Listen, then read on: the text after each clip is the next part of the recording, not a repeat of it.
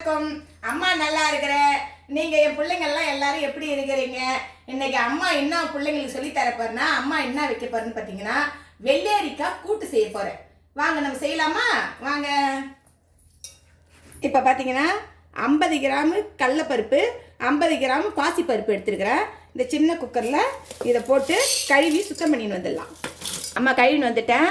இப்போ வந்து இதில் திட்டமாக தண்ணியை ஊற்றி, இந்த பாருங்கள், இந்த பருப்புக்கு மட்டும் கொஞ்சம் தண்ணி ஊற்றி ஒரு 2 டம்ளர் தண்ணி ஊற்றிருக்கிறேன். 2 விசில் வச்சு இதை முதல்ல எடுத்துக்குவோம். இந்த பாருங்கள், 2 விசில் பருப்பு வச்சுக்கிட்டேன்ல. ஏன்னு பார்த்தீங்கன்னா, நம்ம இந்த கடலைப்பருப்பு இதை பாருங்கள், அரை வேக்காடு கடலைப்பருப்பு வந்துருக்குதா. ஏன்னா முழுசாக வெந்துச்சுன்னா காயும் இதுவும் ஒன்றா வேவாது.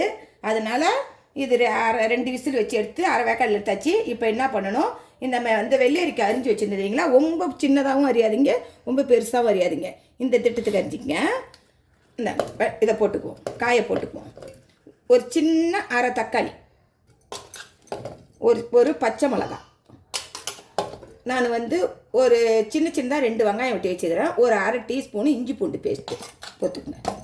டீஸ்பூன் மிளகாத்தூள், ஒரு 1/4 டீஸ்பூன் கார மிளகாத்தூள், ஒரு அரை டீஸ்பூன் சின்ன டீஸ்பூன் தான் மஞ்சத்தூள் வச்சுக்கிறேன். தேவையான அளவுக்கு உப்பு வச்சுருக்கிறேன். காரம் பார்த்து போடுங்க, ஏன்னா ஒரு பச்சை மிளகாய் போட்டிருக்கிறேன்.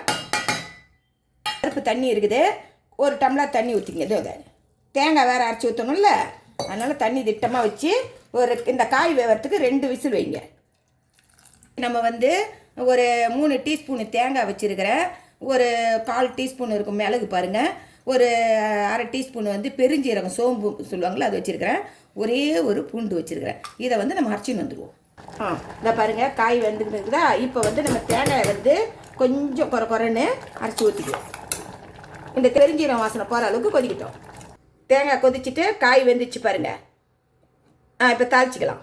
உளுத்தம் பருப்பு, கருவேப்பிலை போட்டு தாளிச்சிக்கு ஊற்றிக்குங்க. கொத்தமல்லி தழை தெரியுமா, அதை அப்படியே தூவிக்குங்க.